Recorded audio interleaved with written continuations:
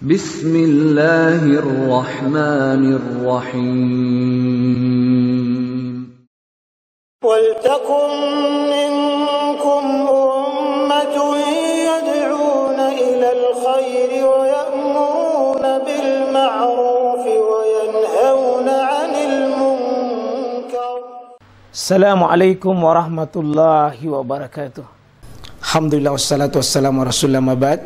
Allah berfirman, wajahidu bi amwalikum wa anfusikum. Berjuanglah kalian, berjihadlah kalian melalui hartamu dan dirimu. Hampir semua ayat-ayat berjuangan dan pengorbanan itu dimulai dengan bi amwalikum, harta kalian, harta kalian. Saya mengajak secara praktis dan kami sudah buktikan. Rp1.000 itu bisa luar biasa dahsyat. Bisa beli mobil, bisa buat kuburan, ya, bisa membangun masjid. Uang 1.000. Mari kita satukan uang 1.000 kita. Nanti kami jemput di rekening ini, insya Allah bisa kita buat. Di rekening ini, insya Allah kita buat sebuah kekuatan umat dengan Rp1.000. Rp1.000 dahsyat. Ya. Sekarang kita bahas ini hadis Aisyah. An Aisyah radhiyallahu anha. Qalat, ini kita ketahui Aisyah adalah gurunya para wanita. Guru fikih wanita terbaik satu itu Pak dunia adalah Aisyah. Banyak murid-muridnya yang melahirkan ulama-ulama fikih di belakang, seperti misalnya Al Hasan Al Basri. Ini paling terbesar mazhabnya pada masanya. Itu muridnya Aisyah. Aisyah itu guru Pak, ya, guru fikihnya para sahabat dan ya tabi'in. Ya, itu hebat, itu wanita Aisyah itu, guru fikih itu. Ya, karena itu ya kalau Aisyah menjadi guru ya dia pasti mengajar laki-laki. Ya karena itu laki-laki, perempuan mengajar laki-laki bukan sesuatu hal yang tabu. Cuma nanti tentu adab dan etikanya mengajar. Ya, pasti bersuara Aisyah. Jadi aurat itu pasti bukan dihukumi mutlak bahwa mendengar suara wanita itu aurat, enggak. Karena Aisyah pasti bersuara sama laki-laki mengajar. Masa bisu? Dan tidak mungkin itu dia anggap sebagai aurat kalau tidak boleh diperdengarkan. Nah, di sini Aisyah menjelaskan, ya, Ja'at Fatimah bintu Abi Hubaisi. Ini bukan Fatimah bintu Rasulullah, tapi ini Fatimah yang lain. Ya, bukan Fatimah bintu Muhammad, tapi Fatimah bintu Abi Hubais. Ya, istrinya Abdullah bin Jahsy ini, Fatimah juga namanya. Ini perempuan Pak. Ya, dia datang kepada ilan Nabi sallallahu alaihi wasallam. Dia datang kepada Nabi sallallahu alaihi wasallam. Coba lihat, ini wanita di masa Nabi datang belajar Pak. Bahkan wanita itu cenderung rasa malunya kan lebih tinggi sekali, tapi tenggelam demi ilmu. Demi ilmu itu tenggelam. Dia abaikan rasa malu itu untuk mendapat ilmu. Faqalat, dia berkata, ya Rasulullah, ya Rasulullah, ya, inni imra'atun ustahadun. Saya ini wanita yang bukan cuma haid, atau bukan cuma wanita yang bisa, ya, yang suka istihad saja, tapi ini dipakai kata ustahad.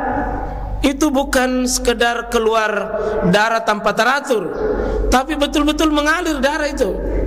Kalau ada kaidah bahasa Arab, ada tambahan begini, huruf sin tambahannya, ya kan mestinya sudah itu tahad, itu sudah cukup.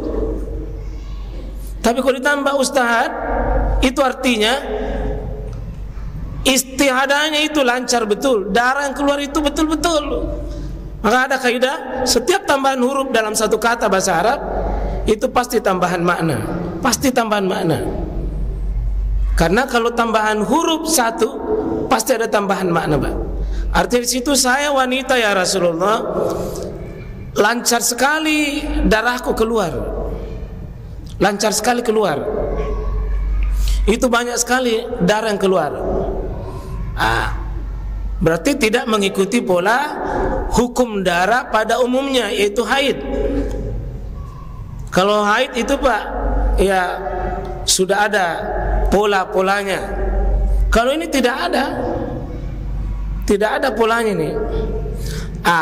Lalu Fatimah ini memahami dengan pemahaman sebelumnya, fala athur, saya tidak suci, saya tidak suci, karena dia pahami haid itu sudah ijma, ya, ijma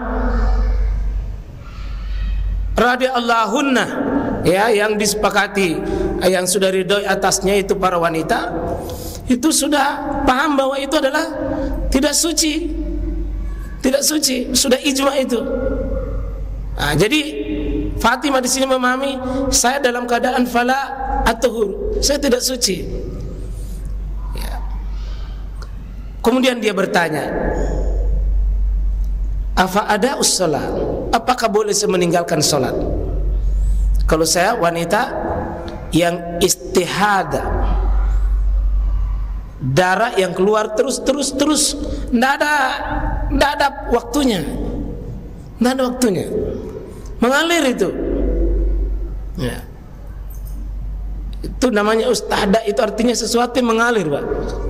Kalau ada sin begini itu mengalir deras, banyak mengalir. Apa jawaban Nabi SAW? La. Singkatnya jawabannya Nabi, Pak, jangan kau berhenti sholat. Kalau begitu, jangan kau berhenti sholat.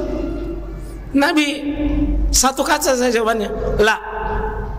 Atas pertanyaanmu itu, afada'us shalah, apakah saya meninggalkan sholat? Kata Nabi, la. Jawaban singkat tapi punya makna, Pak. Ya, kadang-kadang jawaban itu, jawaban na'am, jawaban la, cukup. Itu jawaban singkat, tapi itu namanya jawamil kalim, kata-kata singkat tapi menyentuh. Tapi cuma lihat, Pak, seorang mufti yang baik, pemberi fatwa yang baik, pemberi jawaban yang baik, jangan cuma memberi kunci lalu tidak diberi hujjah, alasannya. Nabi memberi alasan, dan ini bagusnya, Pak. Kaidah kita pegang, apa hikmahnya? Apa hikmah? Apa hikmah? Apa sebabnya?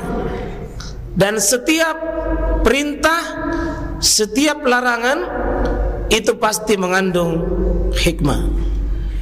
Itu pasti, Pak. Tidak ada perintah tanpa hikmah, tidak ada larangan tanpa hikmah. Cuma sebagian hikmah itu dijelaskan dan sebagian hikmah itu tidak dijelaskan.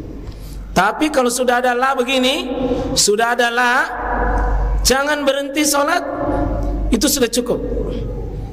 Tapi lebih bagus, lebih menguatkan, lebih mengokohkan, lebih menenangkan, lebih meyakinkan kalau dikasih alasan. Dikasih alasan. Alasan itu yang lebih mengokohkan. Innama, sesungguhnya dia itu masalah istihada,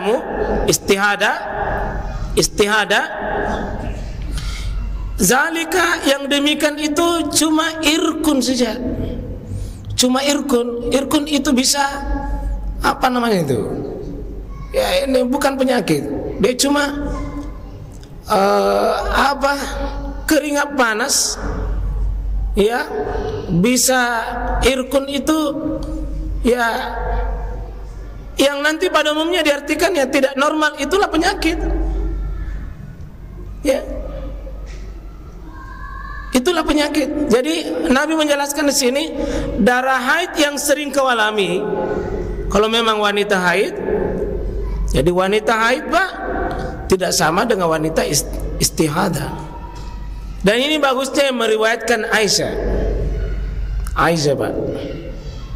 Iya. Karena rata-rata perkara begini wanita lah yang paling tahu. Dan banyak hal dalam perkara ini Nabi suruh tanya itu kepada Aisyah. Tapi Nabi di sini tetap memberikan tambahan. Dan di situ kesempurnaan ilmu Rasulullah SAW sebagai seorang Nabi dan Rasul, ya tidak sama dengan haid itu. Sampai dia menambahkan walaisa bihaid, bukan haid.